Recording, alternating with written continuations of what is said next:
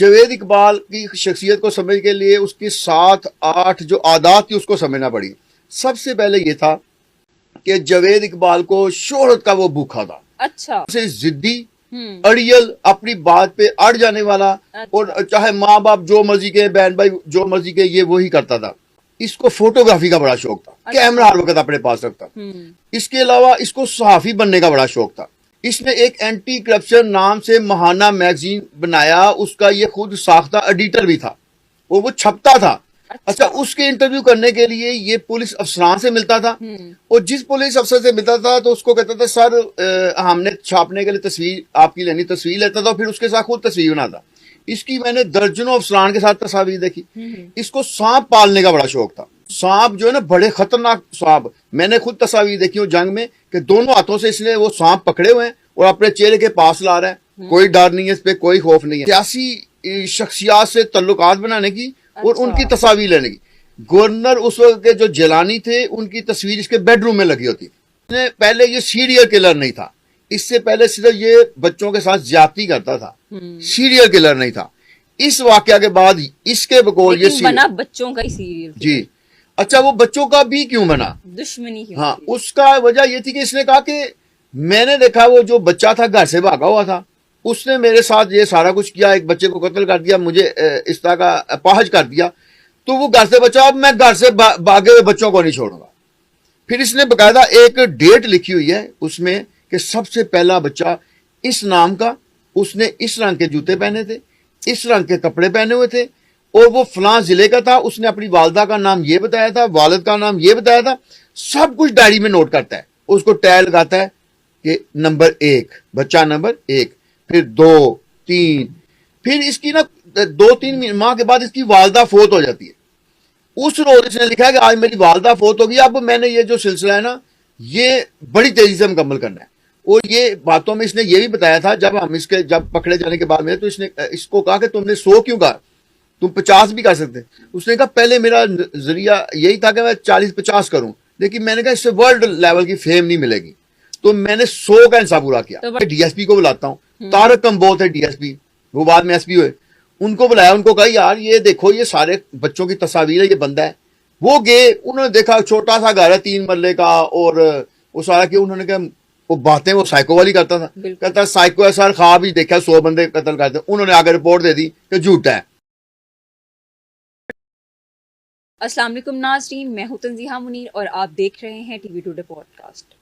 दुनिया में बहुत से सीरियल किलर गुजरे हैं, जिनमें सबसे ज़्यादा जो मशहूर थे वो जैक द रिपर थे, और उनके बारे में ये कहा जाता था कि उन्होंने तकरीबन 5 ख़वातीन को बेदर्दी से कत्ल किया था। ठीक इसी तरह 19th सेंचुरी में जेफरी डामर, जिनके ऊपर एक नेटफ्लिक्स की सीरीज़ भी अपलोड की जा चुकी है, उनके बारे में ये कहा जाता है कि उन्होंने तकरीबन 17 कत्ल किए थे। लेकिन अगर हम पाकिस्तान की बात करें तो पाकिस्तान की हिस्ट्री में एक इस तरह के भी सीरियल किलर रहे हैं जिन्होंने अखबार के दफ्तर में खुद जाकर इतराफ़ जुर्म किया, और उन्होंने ये चीज़ कही कि उन्होंने तकरीबन 100 से ज़ायद बच्चों को कत्ल किया है। तो आइए जानते हैं जावेद इकबाल के बारे में। हमारे साथ इस वक्त मौजूद हैं senior crime reporter Ejaz Bhatt साहब। अस्सलाम वालेकुम सर। वालेकुम सलाम। सर कैसे हैं आप? अल्लाह का शुक्र। सर आप बता रहे थे कि आप इनसे लाइव मिले हुए हैं या आप इनके बारे में जानते हैं, तो सर आप बताएं कि क्या बैकग्राउंड था इनका, किस तरह इनकी आगाज हुआ कहानी का? अच्छा, ये जो 100 बच्चों का कातिल है जावेद इकबाल, इसको ये भी कहा जाता है कि पाकिस्तान में इससे बड़ा सीरियल किलर कोई नहीं गुजरा, क्योंकि 100 बच्चों का इसने प्रूफ के साथ दिया था। लेकिन आज हम इसकी कहानी और इसकी बैकग्राउंड भी जानेंगे, और इसके अलावा इसकी कहानी के और भी कई ऐसे पर्थ हैं जो पहले कभी नहीं खोले गए। आज हम उस पर भी बात करेंगे। मैं इसलिए ये सारी चीजें कह रहा हूँ कि जावेद इकबाल के बारे में आम लोगों का यही राय है कि वो सबसे पहले जंग अखबार में आया था, उसने गिरफ्तारी दी थी तो सामने वो तब आया, ऐसे ही। लेकिन ऐसे नहीं था। क्योंकि जब जावेद इकबाल ने जंग में गिरफ्तारी दी, उस वक्त वहाँ एडिटर थे बाबर नईम हाशमी साहब, उनको लेटर लिखा। उसके बाद एक सीनियर क्राइम रिपोर्टर हैं जमील चिश्ती साहब, उन्होंने उस पर सारी रिसर्च की। तो जब ये वाकया हुआ तो इसके कुछ अर्सा के बाद ही मैं रोजनामा जंग में क्राइम एडिशन के इंचार्ज के तौर पे आया, और मैं अच्छा। अगले 10-12 साल वहाँ क्राइम एडिशन का इंचार्ज रहा। अच्छा। तो जवेद जंग की एक ये खासियत है कि वो जितनी ये इस तरह की चीजें होती थी उसको महफूज रखते थे। तो जंग में एक लाइब्रेरी थी जिसमें जवेद इकबाल की सारी चीजें महफूज थी। अच्छा। अब उनमें क्या क्या चीजें थी, जवेद इकबाल की शख्सियत को समझने के लिए उसकी 7-8 जो आदात थी उसको समझना पड़ी। सबसे पहले ये था कि जवेद इकबाल को शोहरत का वो भूखा था। अच्छा। बचपन फेम से का लेके, बहुत हाँ ज्यादा। जी, जैसे उसने होश संभाला ना उस वक्त से लेके मर्दे दम तक इसको फेम की भूख थी। दूसरे नंबर पे ये था कि इसके वालिदैन, उसके भाइयों से भी हमारी मुलाकात हुई थी। उनका कहना है कि ये बड़ा बचपन से जिद्दी, अड़ियल, अपनी बात पे अड़ जाने वाला, अच्छा। और चाहे माँ बाप जो मर्जी के, बहन भाई जो मर्जी के, ये वही करता था। तीसरे नंबर पे जैसे इसने FA किया था जी। गवर्नमेंट इस्लामिया कॉलेज से, अच्छा। अच्छा। तो यानी ये पढ़ा लिखा भी था, इतना कोई जाहल नहीं था। इसको फोटोग्राफी का बड़ा शौक था, अच्छा। कैमरा हर वक्त अपने पास रखता। इसके अलावा इसको सहाफी बनने का बड़ा शौक था। ये सारी चीजें आपने याद रखनी है, फिर आपको इसकी शख्सियत खुलती हुई नजर तो आएगी। एक सहाफी बना। मैं आपको बताता हूँ, सहाफी बनने का शौक था। इसने एक एंटी करप्शन नाम से महाना मैगजीन बनाया, उसका ये खुद साख्ता एडिटर भी था और वो छपता था। अच्छा, उसके इंटरव्यू करने के लिए ये पुलिस अफसरान से मिलता था, और जिस पुलिस अफसर से मिलता था तो उसको कहता था सर हमने छापने के लिए तस्वीर आपकी लेनी, तस्वीर लेता था, फिर उसके साथ खुद तस्वीर बनाता। इसकी मैंने दर्जनों अफसरान के साथ तस्वीर देखी। इसको सांप पालने का बड़ा शौक था। सांप जो है ना, बड़े खतरनाक सांप, मैंने खुद तस्वीर देखी हूँ जंग में कि दोनों हाथों से इसने वो सांप पकड़े हुए हैं और अपने चेहरे के पास ला रहा है। कोई डर नहीं है इस पे, कोई खौफ नहीं है। अब ये जो 7-8 चीजें हैं ना, और एक और इसको आदत थी कि सियासी शख्सियात से तल्लुकात बनाने की और अच्छा। उनकी तस्वीर लेने की। गवर्नर उस वक्त के जो जिलानी थे, उनकी तस्वीर इसके बेडरूम में लगी होती। क्या बात है। अब आप इससे अंदाजा लगाएं कि इसकी जिंदगी के 4 जो है ना मरकजी जो पहलू कह ले, या जिंदगी में इसने 4 जगह पे अपना घर बदला। अच्छा, घर बदला। क्यों बदला? शहर बदला, मुल्क बदला? नहीं, लाहौर में रहता था ये। अच्छा। अब इब्तदाई तौर पे ये लाहौर के इलाका शादबाग, वहां का रहायशी था। इसके वालिद साहब का नाम मोहम्मद अली। अच्छा, नाम ही बड़े आप देखेंगे, मोहम्मद अली कायद आजम के नाम से। इसका नाम जवेद इकबाल के, यानी अल्लामा इकबाल के बेटे के नाम। इसके दूसरे 4 और भाई हैं, मैं उनका बल्कि आपको नाम बताता चलूं कि जो इसके 4 भाई हैं उनमें एक ज़ियाउल हक, और ये जवेद इकबाल, और सईद इकबाल, और परवेज इकबाल। अच्छा, ये 4 भाई, ये 4 भाई जो 4 बहनें थी, और इनका वालिद जो है ना वो ताजर था। अच्छा, ताजर था, और वो उनके नाम पे ना काफी पैसे थे। लेकिन हम इसकी कहानी शुरू से इसका आगाज करते हैं कि बचपन ऐसे गुजरा, FA तक तालीम हासिल की, कैमरा ले लिया, एंटी करप्शन मैगजीन बना लिया, साथ में ये ताजर बन गया वहां मकामी एक मार्केट का। अच्छा, वहां से इसको ना शोहरत का पहले इसने स्टेप ये किया कि वहां ना मकामी जो वहां एक ना इसने लोहे बनाने वाले, पाइप बनाने वाली ना एक छोटी सी दुकान टाइप की फैक्ट्री बनाई। अच्छा। 1961 पैदाइश है और 2001 में इसकी डेथ है। 40 साल की उम्र है। 40 साल की उम्र का अगर स्पैन आप देखें तो उसमें 4 रहायशें इसने बदली, और चारों रहायशों में जहां बैठा इसकी जिंदगी के रौन जो कर रहे हैं ना, वो 6 साल से लेकर 16 साल के बच्चे हैं। अच्छा, जिनका कत्ल किया उसने? नहीं, इसकी जिंदगी में हर वक्त ये इस उम्र के बच्चे मौजूद रहे। कैसे? शादबाग में जब ये था, ये ताजर बना, और फिर एसोसिएशन के ताजर की एसोसिएशन का सदर भी बन गया, और इसने हार पहने हुए वो तस्वीर हमने देखी कि इसको सदारती हार पहना रहे हैं और बड़ा ये खुश है, ये बन गया। उसके बाद ये जो फैक्ट्री इसने बनाई हुई थी ना, वहां ये छोटे बच्चों को अपने पास काम पे रखता था। 8 साल के, 10 साल के, 20, 15 साल के, 16 साल से ऊपर का बच्चा नहीं रखता था।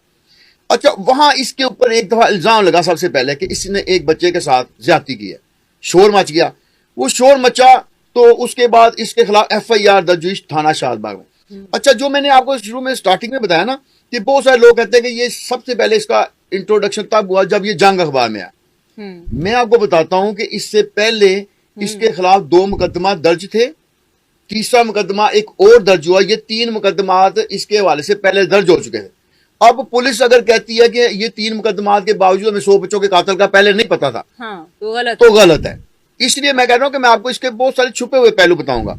शादबाग में जब इसने इसके खिलाफ FIR दर्ज होगी तो ये छूटा कैसे?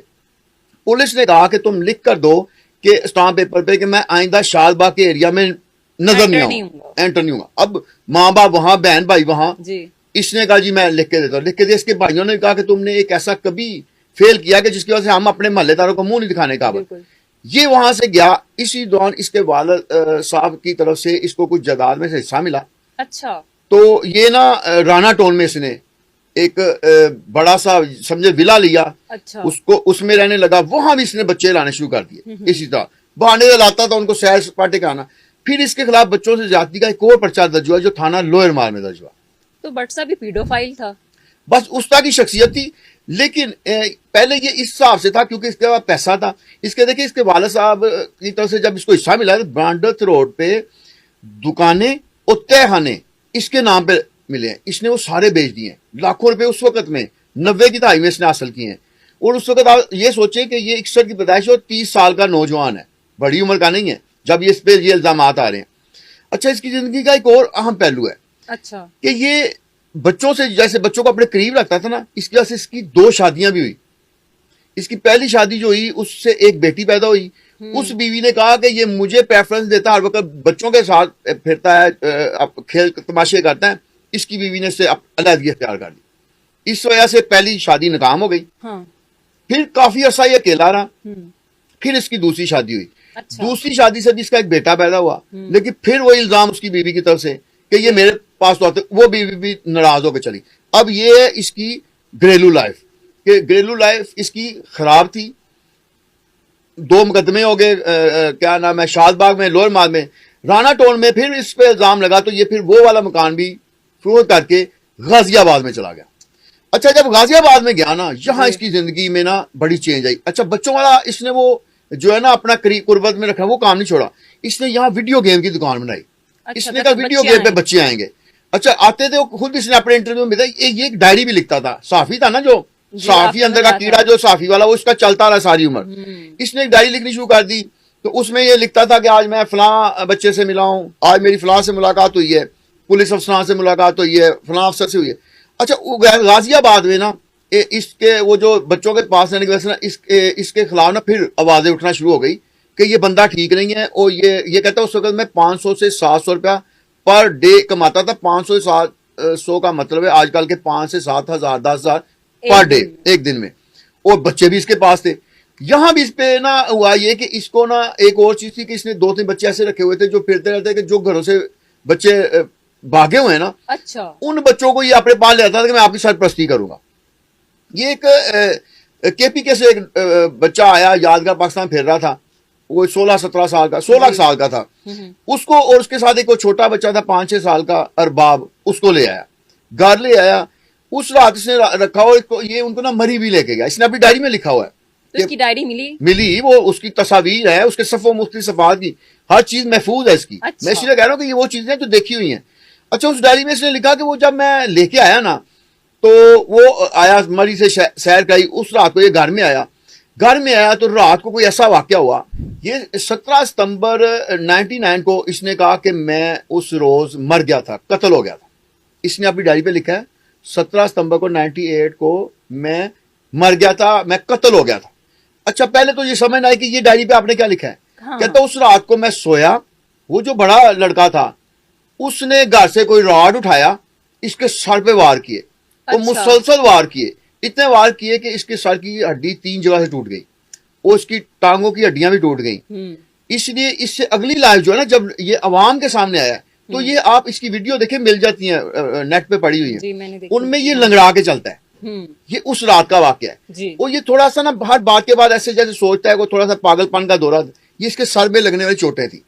अब आपको जरा समझ आएगी, इसकी बैकग्राउंड मैंने बताई। अच्छा, मुझे लगा कि शायद ये शुरू से ही साइको है। नहीं, साइको ऐसे नहीं, ये पूरा साइको इस वक्त, पहले कुछ तो था लेकिन मतलब वही ना, जिस तरह आपने उसका बताया कि घरेलू मामलात ऐसे थे कि अम्मी ने, वालदा ने बताया कि बहुत जिद्दी बच्चा था, तो शुरू से साइको ही लग रहा है कि कम्प्लीटली साइको किस्म का बच्चा था ये वो। तो भट्ट साहब, आप मुझे ये बताएं कि ये दरमियान में कैसे मर गया? आप अभी बता रहे थे कि 2001 में इसकी वफात हुई है, तो ये क्या चक्कर है? अच्छा, ये बड़ा सस्पेंस है इसकी जिंदगी का। उस रात को वो जो लड़का आया, उसने इसके सर में रॉड मारे और इसकी टांगों पे मारे।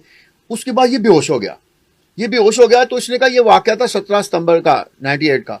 तो उस वक्त मुझे लगा कि मैं मर गया हूं। कई रोज के बाद इसको अस्पताल दाखिल करा गया। इसकी एक FIR भी दर्ज हुई जो थाना गाजियाबाद में हुई। उसका नंबर भी है 239/98। ये इसके भाई जियाउल हक उसका मुद्दई था, यानी इसकी जिंदगी का ये तीसरा मुकदमा था। अच्छा। उसमें लिखा कि एक ऐसे 16-17 साल का नौजवान है, उसने मेरे भाई को मारा और मेरा भाई बिल्कुल अदमु आ गया, एक छोटा बच्चा सा, उसको कत्ल करके वो चला गया। अच्छा, ये जब होश में आया ना तो इसका कहता है कि मेरा ना जिस्म हर जगह से दर्द कर रहा था, सर मेरा इस तरह था कि जैसे मेरा सर है ही नहीं, टांगों से मुझसे चला नहीं जाता। और मैंने सबसे पहले जिसको देखा मेरी वालदा थी, क्योंकि इसके भाई भी दूर दराज इससे हट के रहते थे, बीवियां छोड़ गई, बच्चे छोड़ गए, और जो माँ थी वो प्यार करती थी, तो माँ रो रही थी, भाई हरकतों की वजह से दूर हो गए। तो इसकी वालदा जब इसने बहुत ज्यादा उनको रोते देखा ना, तो इसने कहा जिसने मुझे मारा है, कत्ल किया है, और जिसने मेरी वालदा को रुलाया है उसको मैं नहीं छोड़ूंगा। यहां से ये इंतकाम की आग जो है इसके अंदर बड़ी, और इसने लिखा हुआ है, ये कोई ऐसी बात नहीं कि कोई अपनी तरफ से कह रहा है, इसने अपना लिखा हुआ है उसमें क्या कि यहाँ से उसने जंग का आगाज किया अपना, जो भी क्राइम की दुनिया। यहां से समझे कि इसने पहले ये सीरियल किलर नहीं था, इससे पहले सिर्फ ये बच्चों के साथ ज्यादती करता था, सीरियल किलर नहीं था। इस वाकया के बाद इसके बकौल ये बना बच्चों का ही सीरियल जी। अच्छा, वो बच्चों का भी क्यों बना, दुश्मनी क्यों? हाँ, उसका वजह ये थी कि इसने कहा कि मैंने देखा वो जो बच्चा था घर से भागा हुआ था, उसने मेरे साथ ये सारा कुछ किया, एक बच्चे को कत्ल कर दिया, मुझे इस तरह का अपाहज कर दिया, तो वो घर से बचा, अब मैं घर से भागे हुए बच्चों को नहीं छोड़ूंगा। फिर इसने बकायदा एक डेट लिखी हुई है उसमें कि सबसे पहला बच्चा इस नाम का, उसने इस रंग के जूते पहने थे, इस रंग के कपड़े पहने हुए थे, और वो फलां जिले का था, उसने अपनी वालदा का नाम ये बताया था, वालिद का नाम ये बताया था, सब कुछ डायरी में नोट करता है, उसको टैग लगाता है कि नंबर 1 बच्चा, नंबर 1, फिर 2, 3, फिर इसकी ना 2-3 माह के बाद इसकी वालदा फोत हो जाती है। उस रोज इसने लिखा है कि आज मेरी वालदा फोत होगी, अब मैंने ये जो सिलसिला है ना ये बड़ी तेजी से मुकम्मल करना है। और ये बातों में इसने ये भी बताया था, जब पकड़े जाने के बाद में, तो इसने इसको कहा कि तुमने 100 क्यों कहा, तुम 50 भी कर सकते। उसने कहा पहले मेरा जरिया यही था कि मैं 40-50 करूं, लेकिन मैंने कहा इससे वर्ल्ड लेवल की फेम नहीं मिलेगी, तो मैंने 100 का इंसाफ पूरा किया। तो भट्ट साहब, इसका तरीकाकार क्या था? क्या वाकई इसने 100 से ज्यादा कत्ल किए थे, या सिर्फ ये ऐसी बात की जा रही है? अच्छा, इसने ना जो गाजियाबाद के बाद कुछ अर्सा अपनी वालदा के पास रहा, उसके बाद इसने 16B रावी रोड पर एक घर लिया। अच्छा, घर इसने बड़ा सिलेक्ट किया। वो घर ऐसे था कि रावी मीनारे पाकिस्तान के करीब था, घर गली आगे से बंद थी, और वहां 4-5 घर जो थे ना वही आबाद थे, और ये घर बिल्कुल कॉर्नर पे था, और 3 मरले का था, उसमें 3 कमरे थे छोटे छोटे, बाहर छोटा सा एक सहन था, एक छोटी सी जगह पे इसने किचन बनाया हुआ था, यहाँ ये अकेला रहता था। इस घर को इसने ये ना कत्लगाह बनाया। कैसे? इसने 2 लड़के छोटे और एक बड़ा लड़का अपने साथ रखा। वो लड़का था साजिद, 17 साल का था, और 2 छोटे लड़के थे, एक नदीम और एक और था। इन दोनों लड़कों को इसने कहा कि आप पापड़ बेचने के लिए लेकर जाया करो रोजाना, मीनारे पाकिस्तान करीब ही था, तो वहां जाके आप क्या करो कि जो बच्चा रात के टाइम वहां सोता है ना फुटपाथ पे या साइड पे, तो उसको कहना कि तुम्हारा कोई घर नहीं है तो मेरे साथ चलो, वहां एक अंकल हैं वो आपको रिहाइश देंगे। मतलब उन बच्चों को भी मुलव्वस किया होता, वो लेके आते थे। फिर उसको ये इसका तरीकाकार क्या था, जो सीरियल किलर, इसने सबसे पहले उस बच्चे को एक अच्छा सा खाना खिलाता था, बाहर ले जाता था। अच्छा। पैसे इसके पास होते थे, अमीर था आपने बताया, यानी वही वालिद साहब था जो पैसे मिले, खुद कमाया तो कुछ भी नहीं। वो जो ना इसने पहले खाना खिलाना, फिर उसको कहना कि तुम्हारे जूते ठीक नहीं है, फिर उसको जूते लेके देने, फिर उसको कहना ये जो तुमने कपड़े पहने, क्योंकि 8-10-20 दिनों से पहने होते थे, ये भी गंदे हैं, तो अगर छोटा बच्चा होता तो निकर शर्ट, पैंट शर्ट, शलवार कमीज उसके साइज की लेके देनी, और उसको वापस ले आना। उसको कहना ये कपड़े उतार दो, ये मैं धुलवाता हूँ। फिर इसने क्या करना, रात को बैठना, खुद बताता है, डायरी पे लिखना ये बच्चा नंबर 64, नाम अब्दुल हफीज, वल्द गाजी अहमद, सकना मुल्तान, घर से भागा हुआ है, इसकी माँ का नाम ये है, जूते काले रंग की प्लास्टिक की चप्पल, उसके ऊपर टैग लगा के जूते को बांध के उसके ऊपर 67 जो भी 65 या 67 है वो टैग लगाना। उसके बाद बताना कि ये शलवार की पैंट से घर से निकला था, उसके ऊपर भी 65 नंबर टैग लगाना, उसको तय करना और बोरी में डाल देना। मतलब पहन के जो निकलता था उसके ऊपर भी लगाता था, जो खुद खरीद के देता था उसके ऊपर नहीं, था। जो खुद खरीदता था वो बच्चे ने पहन लिया, जो पुराना सूट होता था उस पे लगाता था, पुराने जूते पे, क्योंकि माँ बाप ने वो देखे हुए होते थे। अच्छा, वो सेव कर लेता था, वो कभी भी उस बच्चे को नहीं देता था। उसको कहता वो मैंने फेंक दिए, तुम्हें नई जूते ले दी। वो बच्चा भी जब घर से भागा उसको क्या है। अच्छा, उसके बाद कहता है कि मेरे पास ना एक लोहे की जंजीर थी, वो दिखाई पुलिस वालों को, पकड़ी, उस जंजीर से रात को बच्चे को सोते में गले में पहले ज्यादती भी करता था। तो वो सोते में गले में डालना, वो सोते में उसको मार देना। वो कहता था कि ये मैंने जो बाहर ड्रम रखे हुए ना 2, इनमें मैं उस तेजाब था इसमें डालता था, वो 3-4 दिन लाश पड़ी रहती थी। जब ये लाश गल सड़ जाती थी तो ये मैं सीवरेज के पाइप में बहा देता था और उसके बाद मैं नए बच्चे को लाता था। अच्छा, ये वाली जो इसकी कहानी है ना, ये इसने 100 बच्चों तक की। इसकी डायरी में 100 बच्चों के नाम, जूते, कपड़े, हर चीज मौजूद थी। जिस दिन 100वां बच्चा हुआ इसने बकायदा वो दिन लिखा है कि आज मेरी फतह का यानी ये दिन है, आज मैंने आखिरी बच्चे को भी जो है ना कत्ल कर दिया है। तो बट साहब आपने जैसे बताया कि वो जूतों का लिखता था, हर चीज लिखता था, तो डेट्स भी लिखता था, डेट्स भी मेंशन करता था इन सब चीजों की? जी, मैं आपको इसकी डायरी का मैं वो अल्फाज और वो सफ़ात के बारे में बता सकता हूँ। मेरे पास भी नोट है। 26 जुलाई 1999 को इसका जावेद इकबाल की वालदा फौत हो गई। अच्छा। इसने कहा कि इस रोज मैंने अपना काम बहुत तेज कर दिया और डायरी में लिखता है कि 20 फरवरी को 100 बच्चों के कत्ल का मैंने आगाज किया। ये उसने लिखा हुआ है 20 फरवरी को।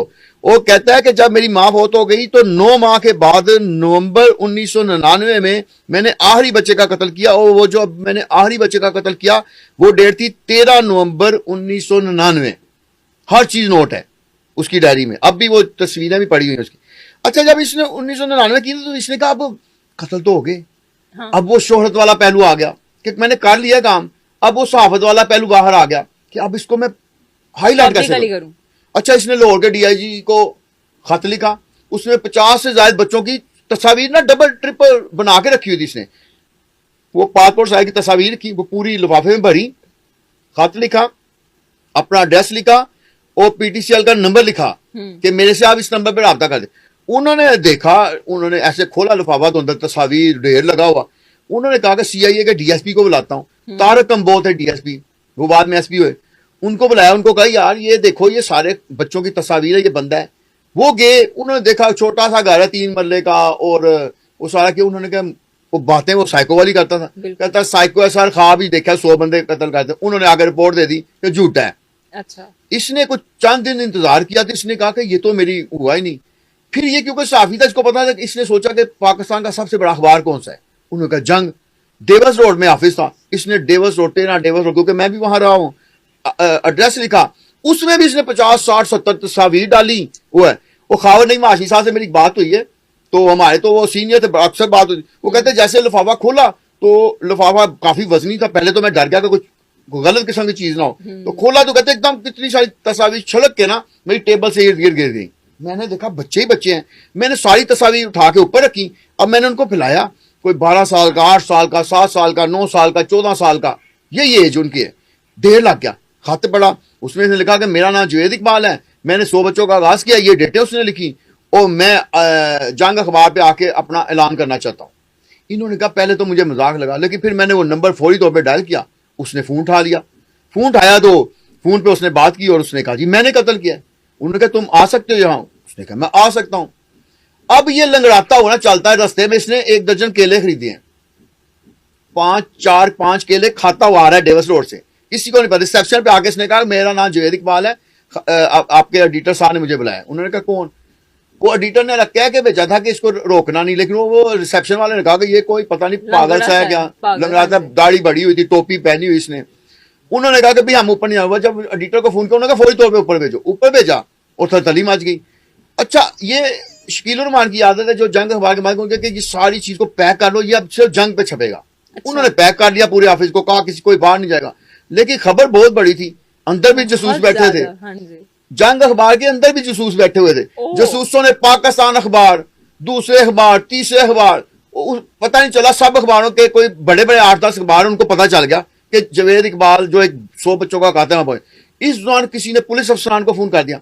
पुलिस वालों ने कहा हम तो इसको झूठा समझते थे, लेकिन अब तो ये एक्सपोज हो गया। जब कुछ खबरें बाहर निकली उन्होंने कहा ये तो सारी पुलिस को कर देगा, क्योंकि एसपीज के साथ इसकी तस्वीर थी। उन्होंने कहा कि ये तो सबको, पुलिस अफसरान ने अंदर खाते बनाया कि इसको पकड़ेंगे, कहीं ले जाकर पुलिस मुकाबले मार देंगे। अच्छा, पुलिस अफसरान इसको करने लगे। इसी दौरान वो खावर नहीं माशनी कहते हैं कि मुझे ना मिलिट्री इंटेलिजेंस का फोन आ गया। अच्छा। फिर मिलिट्री इंटेलिजेंस के हवाले किया गया।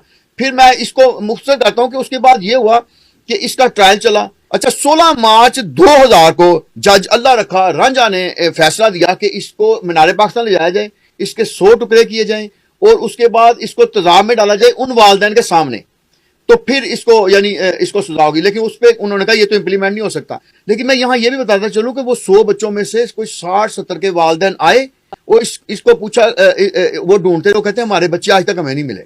ये एक चीज है कि ये लाशें कहीं ना कहीं गैप करता था, क्योंकि उस सेवरेज सिस्टम में इतनी गुंजाइश नहीं थी कि उसमें वो सारी लाशें आ सकती। पुलिस ने जाके देखा, दो तो नहीं थी, हाँ, इतनी ज्यादा इतनी नहीं हो सकती, इसलिए लाशें का ही छुपाई थी।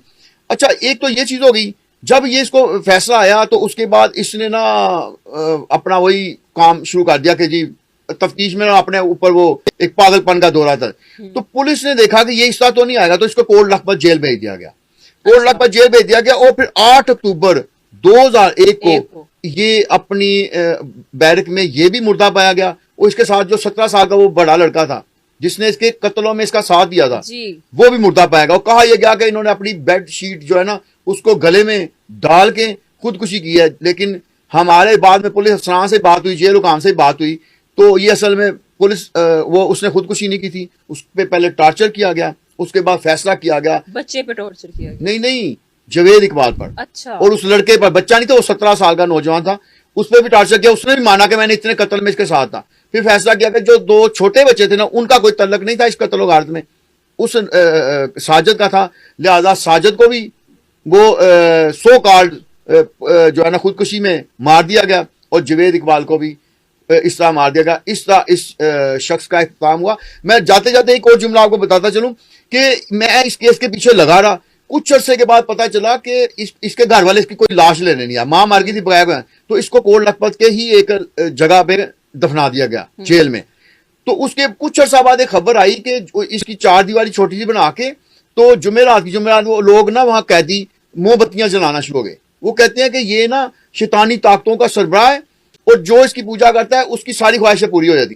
तो फिर पुलिस को पता लगा तो वो फिर डिमोलिश की गई, यानी मरने के बाद भी इसने इस तरह का चक्कर चलता रहा। लेकिन ये चीज साबित शुदा है कि अभी तक उन 100 बच्चों जिसका इसने रिकॉर्ड रखा है उनमें से कोई बच्चा वापस नहीं मिला, और इस वजह से इसको कहा जाता है कि ये 100 बच्चों का कातिल है। अगर आपको वीडियो पसंद आई है तो इसको लाइक करें और शेयर करें और कमेंट सेक्शन में बताएं कि आपको ये वीडियो कैसी लगी है। और इसी के साथ मुझे दें इजाज़त। अल्लाह हाफिज़।